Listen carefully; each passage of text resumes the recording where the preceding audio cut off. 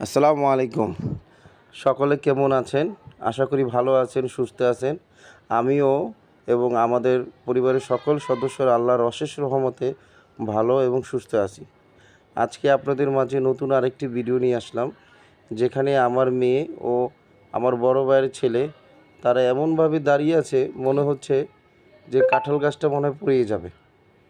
তাই তো ওদেরকে বললাম যে কাঁঠাল গাছটা ছেড়ে প্রকৃতির ছোঁয়ায় তোমরা সামনে এগিয়ে যাও। দেখেন প্রাকৃতিক কত সুন্দর পরিবেশ, এত সুন্দর পরিবেশ যা আপনাদেরকে না দেখালে হতো না। আমরা দেখেছি তো ভাবলাম আপনাদেরকেও এই জিনিসটা শেয়ার করি। তাই তারা ভাই বোন মিলে এখানে একটু মজা করার জন্য চেষ্টা করছে।